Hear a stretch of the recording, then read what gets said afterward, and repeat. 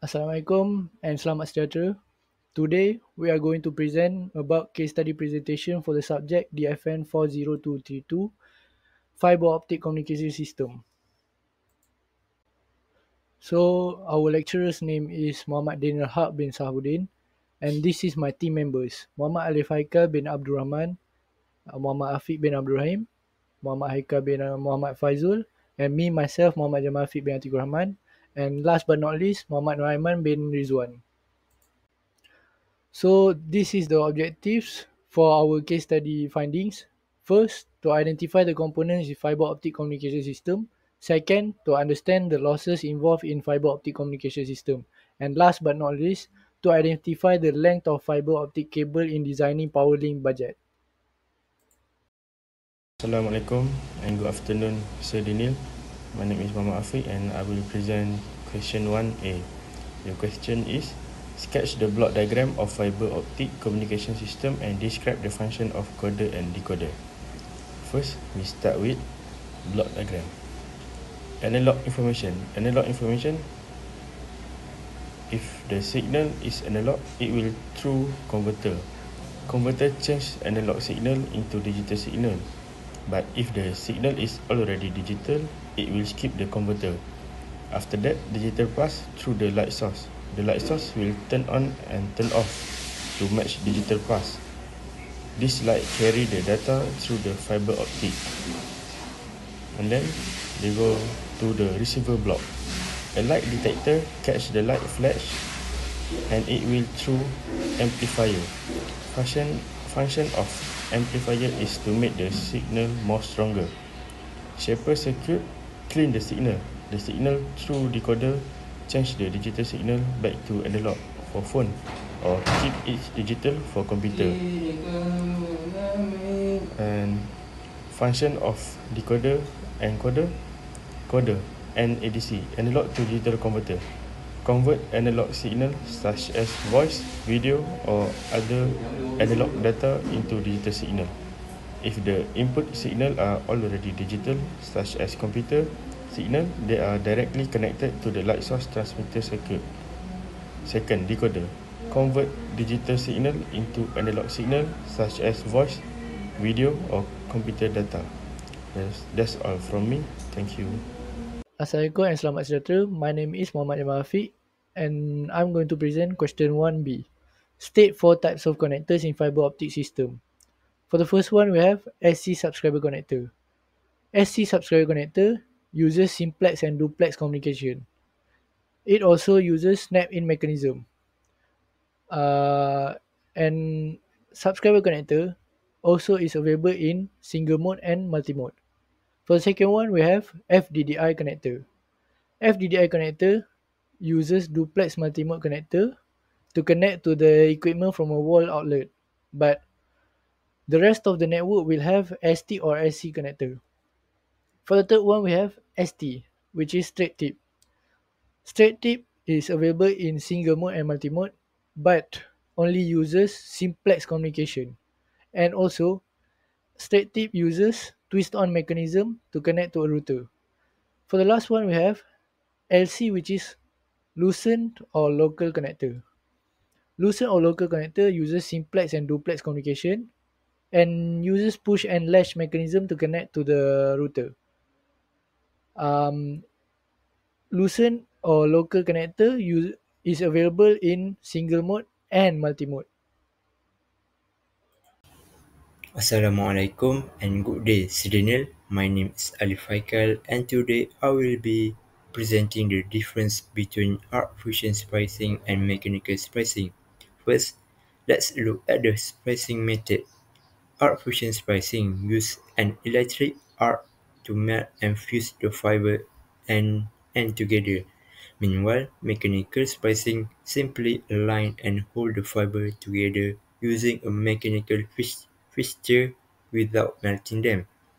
Next, the equipment required.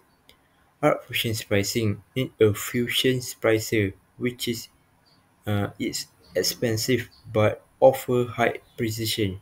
In contrast, mechanical splicing uses a mechanical splicing kit, which is more affordable. When it comes to signal loss, arc-fusion spacing has a very low signal loss, usually less than 0.1 decibel. Mechanical spacing, however, has a higher signal loss, typically between 0.2 to 0.75 decibel. Now about durability. Arc fusion creates a permanent joint which is very strong and reliable. Mechanical splicing form a temporary or semi-permanent joint which may not last as long. In terms of time required, arc fusion splicing take a longer because of the careful preparation and setup needed. Mechanical splicing is quicker and easier to perform, making it very convenient for a quick job. Finally, usage. Arc fusion splicing is commonly used in high-performance networks where reliability and low loss are crucial. Mechanical splicing is mainly used for emergency repair or short-distance connection where quick fixes are needed. In summary, artificial splicing offers better quality and durability and setup time, while mechanical splicing is faster and cheaper but less durable and with slightly higher signal loss. Thank you. Assalamualaikum, my name is Nur Eman and today I'm going to explain about question 2. So question A, list 4 testing equipment used in fiber optic system. First is optical power meter OPM. An OPM is used to measure the strength of optical signal in a fiber optic cable. 2. It helps technician ensure the signal power is within acceptable limit for efficient data transmission. Third, commonly used during insertion loss testing or to verify output power from transmitters. Second, OLS, optical light source. First one is the OLS provides a consistent and non-light signal at specific wavelength like 850 nanometer, 1310 nanometer or 1550 nanometer that travels through the fiber.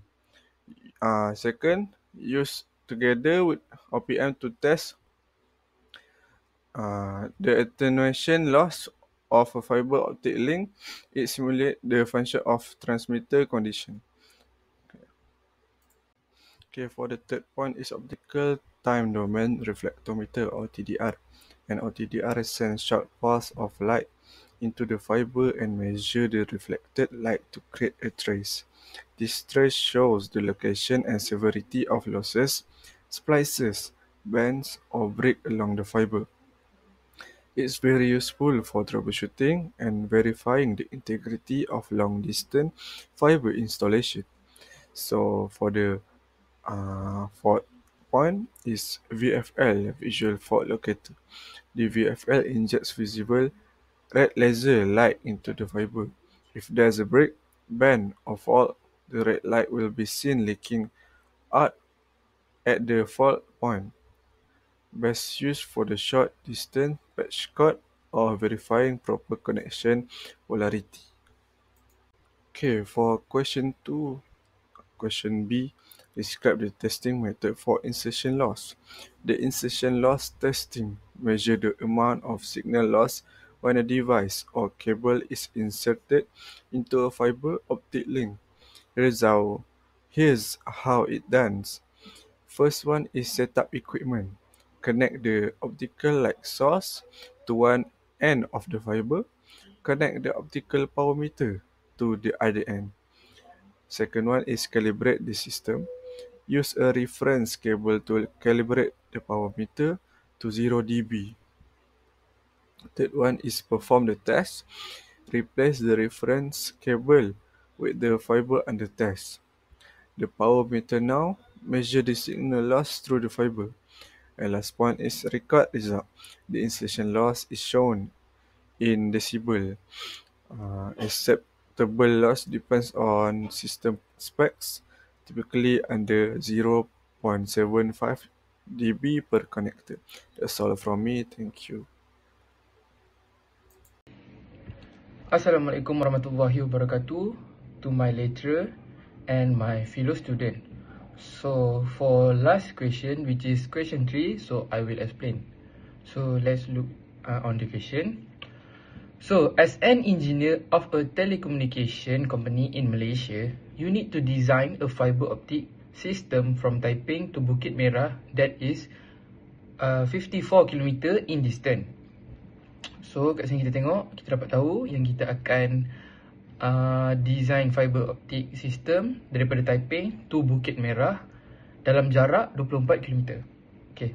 The system should include a transmitter output power of negative 22 dBm, two SpiceLink loss with 0.75 dB each. So setiap tu mempunyai 0.57 dia punya spacing loss tu lah.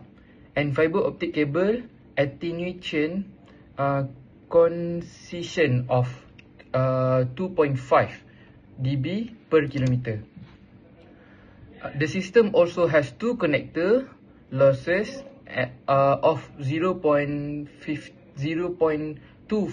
each, and receiver has a minimum capable power receiver sensitivity of 34 dBm. So the system should only allow 4 dB power margin. Based on the given information with 8 of diagram, design the end-to-end link which include calculation of total link loss and optical power budget.